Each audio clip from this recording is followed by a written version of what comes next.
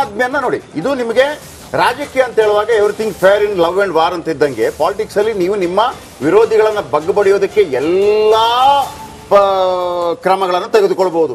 So ಆ ಒಂದು ರೀತಿಯಲ್ಲಿ ಆ ಸಂದರ್ಭದಲ್ಲಿ ಸಿಕ್ಕಾಕೊಳ್ಳದ ರೀತಿಯಲ್ಲಿ ಪ್ರವರ್ತಿಸೋದಿದೆಯಲ್ಲ, ಅದು ಅವರ ಏನು ಬುದ್ಧಿವಂತಿಕೆ ಆಗಿರುತ್ತೆ. ಎರಡು ವಿಚಾರಗಳು ಬರುತ್ತೆ ನಿಮಗೆ ಡೆಲ್ಲಿ ಬಂದಾಗ. ಒಂದು, ಪೊಲೀಸ್ ಇಲಾಖೆ ಇದೆಯಲ್ಲ ನಿಮ್ಮ ಅಂಡರಲ್ಲಿ ಬರೋದಿಲ್ಲ, ಇನ್ನೊಂದು ರೆವಿನ್ಯೂ ಇಲಾಖೆ ನಿಮ್ಮ ಅಂಡರಲ್ಲಿ ಬರೋದಿಲ್ಲ.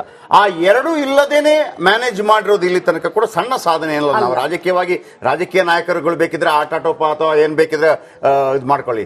ನಾನು ಅರವಿಂದ್ ಕೇಜ್ರಿವಾಲ್ ಅವರನ್ನ ಒಬ್ಬ ಸಣ್ಣ ನಾಯಕ ಅಂತ ಖಂಡಿತ ಹೇಳಲಾರೆ. ಯಾಕಂದ್ರೆ ಬಿಜೆಪಿ ಕಾಂಗ್ರೆಸ್ ಅಂತ ಎರಡು ದಿಗ್ಗಜಗಳ ನಡುವೆ ಒಬ್ಬ ಮಿಡ್ಲಲ್ಲಿ ಬಂದು ಎಂಟ್ರಿ ಕೊಟ್ಟು ಎರಡೆರಡು ರಾಜ್ಯಗಳನ್ನ ಗೆಲ್ತಾರೆ.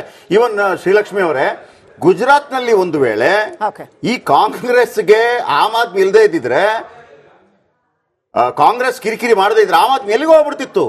ಈಗ ಎಲ್ಲರಿಗಿಂತ ಭಯ. ಅದಕ್ಕೆ ಇವತ್ತು ನೋಡಿ, ನಿಜವಾಗಲೂ ರಾಹುಲ್ ಗಾಂಧಿ ಅವರಿಗೆ ಬಿಜೆಪಿನೇ ಟಾರ್ಗೆಟ್ ಅಂತ ಆಗಿದ್ದಿದ್ರೆ ಸಂಪೂರ್ಣವಾಗಿ ನಾವು ಇಂಡಿ ಮೈತ್ರಿಕೂಟ ಅರವಿಂದ್ ಕೇಜ್ರಿವಾಲ್ ಬೇಕಿದ್ರೆ ಏನು ಹೇಳ್ಕೊಳ್ಳಿ, ನಾನು ಕಂಪ್ಲೀಟ್ ಬಿಟ್ಕೊಡ್ತೀನಿ ಅಂತ ಬಿಟ್ಕೊಡ್ಬೇಕಾಗಿತ್ತು. ಅವರು ಟೀಕೆ ಮಾಡ್ತಾ ಇರೋದು ಅರವಿಂದ್ ಕೇಜ್ರಿವಾಲ್ ಅನ್ನ ತನ್ನದೇ ಇಂಡಿ ಕೂಟದಲ್ಲಿ ಇಟ್ಕೊಂಡು ನೀವು ಭ್ರಷ್ಟಾಚಾರ ಅಂತೇಳಿ ಆರೋಪ ಮಾಡ್ತಾರೆ. ಸೊ ಹಾಗಿರುವಂತ ಸಂದರ್ಭದಲ್ಲಿ ನನಗೆ ಈಗ ಡೌನ್ ಫಾಲ್ ಆಗುತ್ತೋ ಆಗೋದಿಲ್ಲೋ 15 ವರ್ಷಗಳ ನಂತರ ಎಲ್ಲರೂ ಆಗದೇ ಇರುವಂತದ್ದು ಒಬ್ಬ ನರೇಂದ್ರ ಮೋದಿ ಅಥವಾ ಜ್ಯೋತಿ ಬಸು ಇಂಥವರಿಂದ ಮಾತ್ರ ಸಾಧ್ಯ.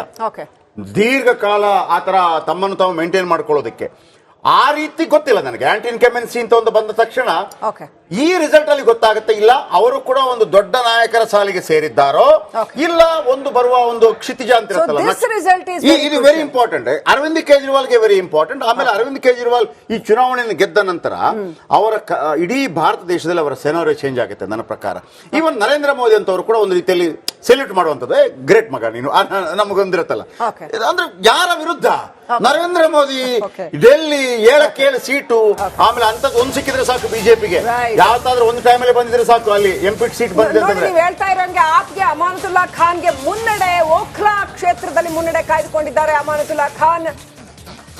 ಆಪ್ನ ಕೆಲವು ಅಭ್ಯರ್ಥಿಗಳಿಗೆ ಮುನ್ನಡೆ ಬರ್ತಾ ಇದೆ. ಕೇಜ್ರಿವಾಲ್ ಮುನ್ನಡೆ ನೋಡಿದ್ವಿ, ಈಗ ನಾವು ಅಮಾನತುಲ್ಲಾ ಖಾನ್ಗೆ ಮುನ್ನಡೆ ಬರ್ತಾ ಇದೆ ಅನ್ನೋದನ್ನ ನೋಡಿದ್ವಿ. ಕೆಲವು ಕ್ಷೇತ್ರಗಳಲ್ಲಾದ್ರೂ ಆಪ್ ಮುನ್ನಡೆಯನ್ನ ಸಾಧಿಸ್ತಾ ಇದೆ. ಅಷ್ಟು ಸುಲಭ ಇಲ್ಲ, ನಾವ್ ಯಾರು ತಿಳ್ಕೊಂಡಷ್ಟು ಅಷ್ಟು ಸುಲಭ ಇಲ್ವೇನೋ ಅಂತ ಅನ್ನಿಸ್ತಾ ಇದೆ. ಗೊತ್ತಿಲ್ಲ ಕ್ಲೀನ್ ಸ್ವೀಪ್ ಆಗುತ್ತಾ ಇಲ್ವೋ, ಅದು ಕೊನೆಗಷ್ಟೇ ಗೊತ್ತಾಗುವಂತದ್ದು. ಆದ್ರೆ ಸದ್ಯದ ಟ್ರೆಂಡ್ ಅನ್ನ ನೋಡ್ತಾ ಇದ್ರೆ 5 ಕ್ಷೇತ್ರಗಳಲ್ಲಿ ಆಪ್ ಲೀಡ್ ಅಲ್ಲಿದೆ, ಬಿಜೆಪಿ 9 ಕ್ಷೇತ್ರಗಳಲ್ಲಿ ಲೀಡ್ ಅಲ್ಲಿದೆ.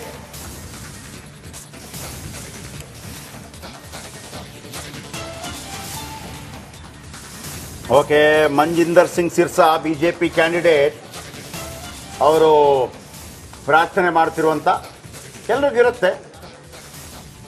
ನನಗೆ ಒಮ್ಮೊಮ್ಮೆ ಈ ರಾಜಕೀಯಕ್ಕೆ ಹೆಚ್ಚಾಗಿ ಶ್ರೀಲಕ್ಷ್ಮಿ ಒಮ್ಮೆ ಹೆಂಗಿರುತ್ತೆ ಅಂತಂದ್ರೆ, ನಾವೆಲ್ಲ ಭಾರತೀಯರ ಹೆಂಗೆ ಅಂತಂದ್ರೆ ಈ ಅಂದ್ರೆ ದೈವೇಚ್ಛೆ ಅಂತ ನಂಬುವರು ಬಹಳ. ಒಂದಲ್ಲ ಒಂದು ರೀತಿಯಲ್ಲಿ ದೈವೇಚ್ಛೆ ಆಗೇ ಆಗತ್ತೆ, ಒಂದು ದೈವೇಚ್ಛೆ ಇರುತ್ತೆ ಅಂತೇಳಿ. ಈ ಗುಜರಾತ್ ನಲ್ಲಿ ರಾಜ್ಯಸಭಾ ಎಲೆಕ್ಷನ್ ಆಗ್ತಾ ಇತ್ತು. ಇದೇ ಅಮಿತ್ ಶಾ ಅವರು ಜೊರಾಬುದ್ದೀನ್ ಕೇಸ್ ವಿಚಾರಕ್ಕೆ ಸಂಬಂಧಪಟ್ಟಾಗೆ ಸಿಬಿಐ ಎನ್ಕ್ವೈರಿ ಆಗ್ಬಿಟ್ಟು ಅವರನ್ನೊಂದು ಗಡೀಪಾರು ಮಾಡಲಾಗಿರುತ್ತೆ. ಅದರ ಹಿಂದೆ ಅಹಮದ್ ಪಟೇಲ್ ಇದ್ರು ಅಂತ ಹೇಳಿ ಒಂದು ಕೋಪ ಇರುತ್ತೆ ಯಾರಿಗೆ? ಅಮಿತ್ ಶಾ ಅವರಿಗೆ. ಶತಾಯಗತಾಯ ರಾಜ್ಯಸಭಾ ಎಲೆಕ್ಷನ್ಗೆ ಅಹಮದ್ ಪಟೇಲ್ ಹೋಗಬಾರ್ದು ಅಂತ ಹೇಳಿ ಯಾವ ರೀತಿ ಪಟ್ಟು ಹಿಡಿತಾರೆ ಅಂತಂದ್ರೆ, ಅದಕ್ಕಿಂತ ಮೊದಲು ಇಲ್ಲಿ ಒಂದು ಹೋಟೆಲ್ಗೆ ಬಂದಿರ್ತಾರೆ. ನಾನು ಕೂಡ ಹೋಗಿ ಇದಲ್ಲ, ಅದಕ್ಕಿಂತ ಮೊದಲು ಅಮಿತ್ ಶಾ ಇಲ್ಲೊಂದು ಹೋಟೆಲ್ಗೆ ಬಂದಿರ್ತಾರೆ, ನಮ್ಮನ್ನೆಲ್ಲ ಒಂದು ಪ್ರೆಸ್ ಮೀಟ್ಗೆಲ್ಲ ಕರೆದಿರ್ತಾರೆ. ನಾನು ಹಿಂಗೆ ಮಾತಾಡ್ತಿರ್ಬೇಕಾದ್ರೆ ಯಾವುದೊಂದು ಮಾತು ಹೇಳಿದಾಗ, ರಾಜ್ಯಸಭಾ ಚುನಾವಣೆ ಇದೆ, ನಾನು ಕೇಳ್ತೀನಿ, ಅಲ್ಲ ಸರ್ ಒಂದು ರಾಜ್ಯಸಭಾ ಚುನಾವಣೆಗೆ ಇಷ್ಟೆಲ್ಲ ನೀವು ಪ್ರಯತ್ನ ಪಡಬೇಕಾ ಅಂತ ಹೇಳಿದಾಗ ಅವರೊಂದು ಮಾತು ಹೇಳ್ತಾರೆ, राज्यसभा छोड़ो हमें ग्राम पंचायती का 1 सीट नहीं आधा सीट भी नहीं छोड़ेंगे ಅಂದಿದ್ರು ಅವರು. ಅಲ್ಲಿ ಸೋಲಿಸಬೇಕು ಅಂತ ಹೇಳೋದು ಪ್ರಯತ್ನ ಆಗತ್ತೆ. ಆಮೇಲೆ ಅಲ್ಲಿಂದ ಕ್ಯಾಂಡಿಡೇಟ್ಗಳನ್ನ ಕರ್ಕೊಂಡ್ ಬರ್ತಾರೆ, ಎಲ್ಲ ಮಾಡ್ತಾರೆ. ಆದ್ರೂ ಕೂಡ ಅಮಿತ್ ಶಾ ಮೇಲ್ಗೈ ಆಗಿರುತ್ತೆ.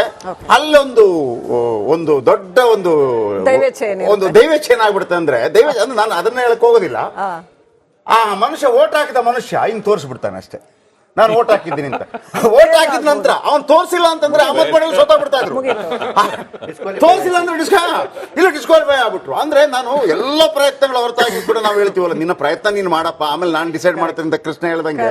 ಹಾಗೆ ಇಲ್ಲಿಯ ಪ್ರಯತ್ನಗಳಿದೆಯಲ್ಲ, ಬಿಜೆಪಿ ಪ್ರಯತ್ನ ಪಡ್ತಾ ಇರುವಂತದ್ದು ಅಥವಾ ಆಮ್ ಆದ್ಮಿ ಪ್ರಯತ್ನ ಪಡ್ತಾ ಇರುವಂತದ್ದು. Very first time Aam Aadmi Yamuna ವಿಚಾರಗಳು ಬಂದಾಗ ನನಗೆ ಅನಿಸ್ತು, ಯಾಕಪ್ಪ ಎಲ್ಲರ ರಾಜಕಾರಣಿ ತರ ಆಗ್ಬಿಟ್ರ ಅರವಿಂದ್ ಕೇಜ್ರಿವಾಲ್, ಯಾಕಂದ್ರೆ ಆ ತರದ ಹೇಳಿಕೆ ವಿಷ ಹಾಕ್ಬಿಟ್ರು ಯಮುನೆಗೆ ಅಂತ ಹೇಳಿದಾಗ ಇದೆಲ್ಲ ಭಾವನಾತ್ಮಕವಾಗಿ ನೀವು ಇದ್ದವರನ್ನೆಲ್ಲ ಬೈತಾ ಇದ್ದವರು. ಯಮುನೆಗೆ ವಿಷ ಹಾಕ್ಬಿಟ್ರು, ಅಲ್ಲಿ ಹರಿಯಾಣದಲ್ಲಿ ಹರಿತಾ ಇದೆ, UP ಹರಿತಾ ಇದೆ. ಅದಕ್ಕೇನೆ ನಾವು ಅದಕ್ಕೆ ಒಂದು ಆ ಸ್ಟೋರಿ ಹಂಗೆ ಇತ್ತು.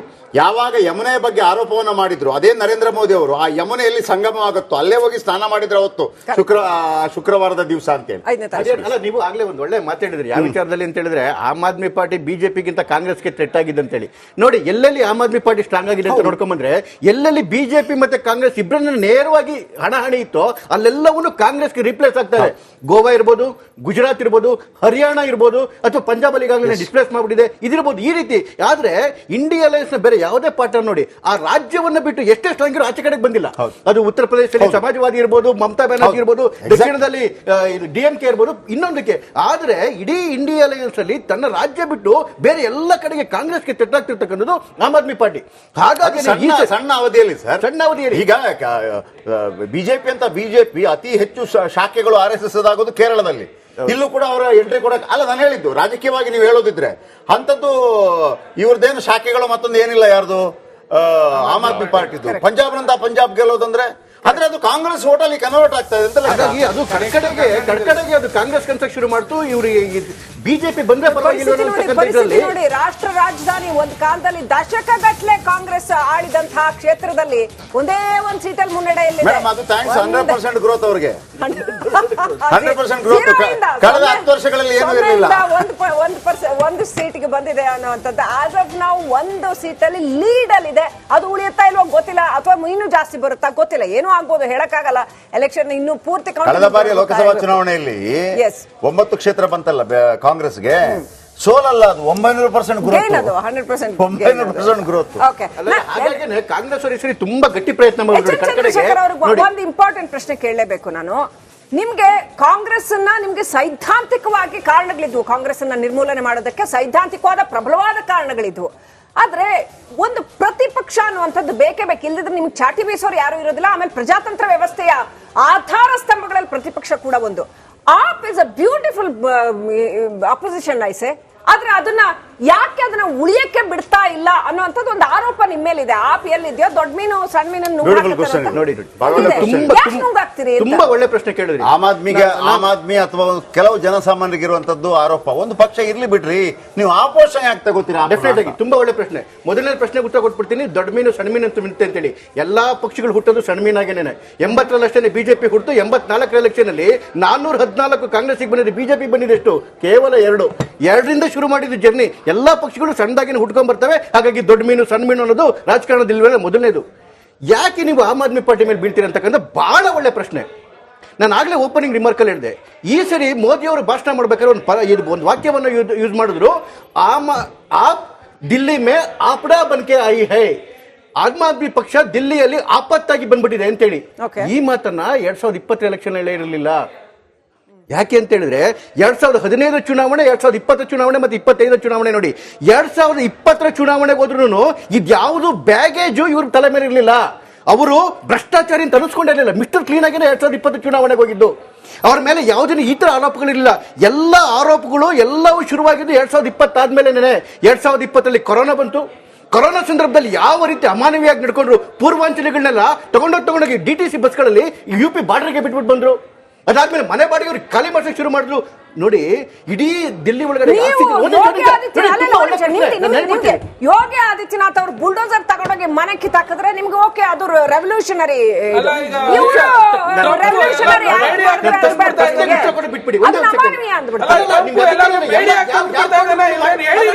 ಅತಿಕ್ರಮಣ